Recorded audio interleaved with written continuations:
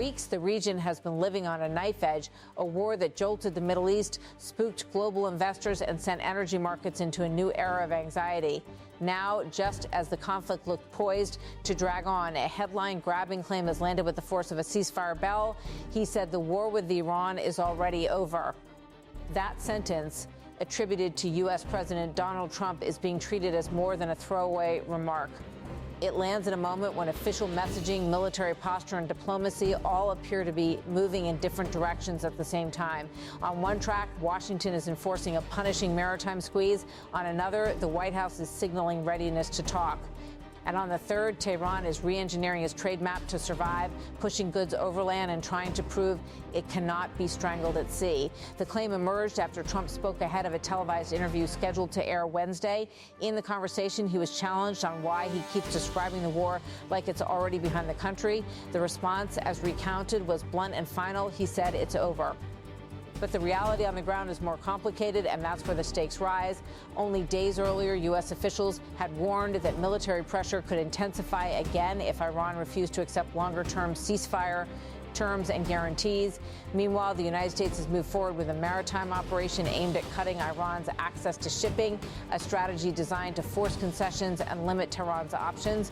The administration has framed the pressure as deliberate, a tool to compel negotiations, protect navigation routes, and stop Iran from using chokepoints as leverage. Yet alongside the hard power, Trump is also pointing to diplomacy. He has indicated another round of talks could happen soon, within days, suggesting that the next phase may be built around bargaining rather than bombing.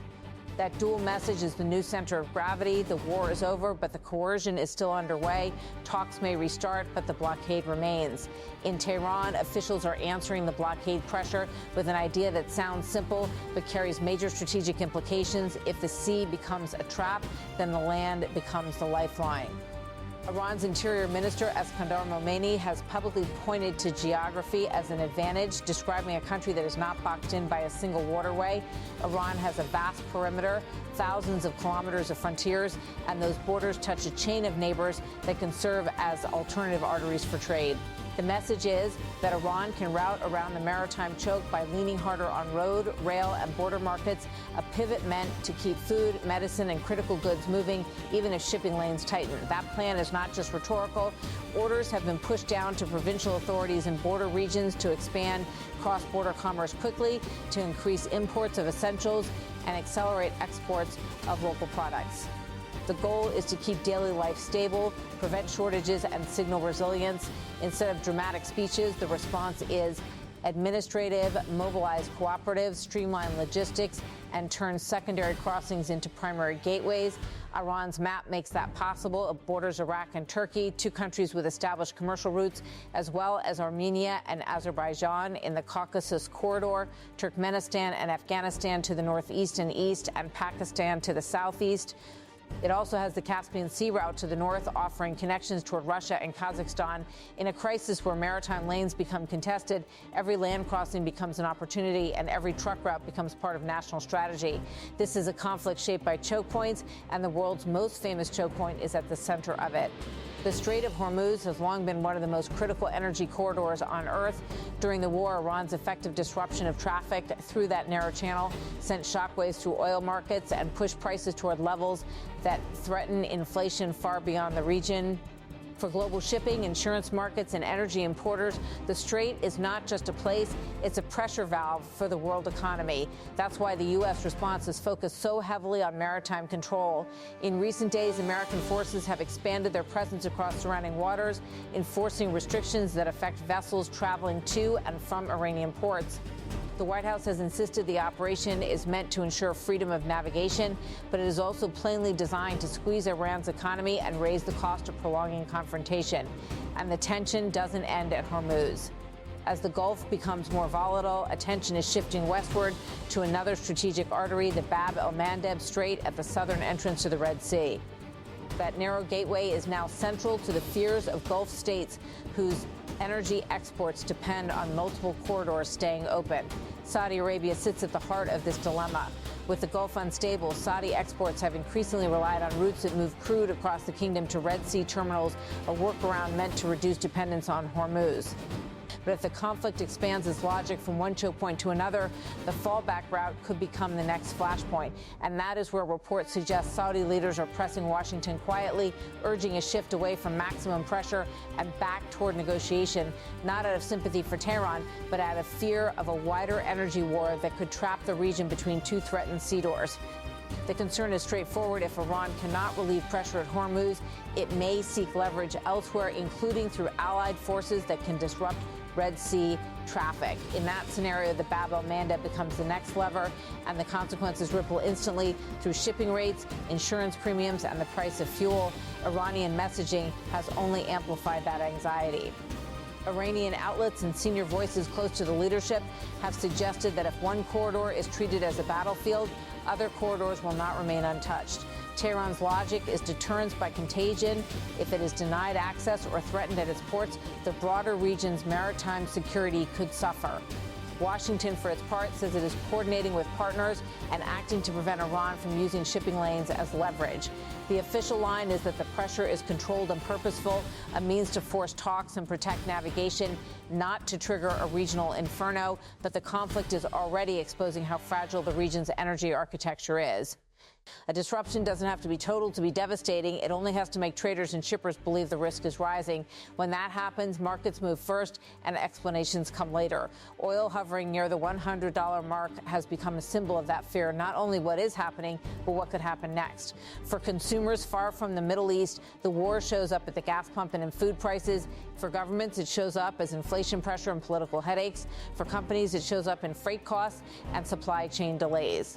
Against this backdrop, Trump's line that the war is already over hits like a contradiction. If it's over, why the blockade? If it's over, why the warnings? If it's over, why the scramble to keep choke points open? The answer may be that the administration is trying to define over in political terms, meaning the peak fighting has passed, even if the coercive campaign continues. Wars sometimes end in stages. First the major strikes, then the ceasefire, then the enforcement, and finally the bargaining. In that framework, over might not mean stability. It might mean the end of the most intense phase. That interpretation fits with the parallel claim that talks could resume soon. The emerging picture is a shift from open conflict to managed confrontation, pressure applied not to escalate, but to force an agreement that locks in outcomes Washington prefers. Still, for Tehran, the strategy is not simply to wait out pressure. It is adapting in real time. Iran's pivot to land routes is both economic and political. Economically, it aims to keep markets supplied and reduce vulnerability to maritime interdiction. Politically, it aims to send a message to its population and to its adversaries. Iran can rewire its supply lines and keep functioning even under blockade conditions.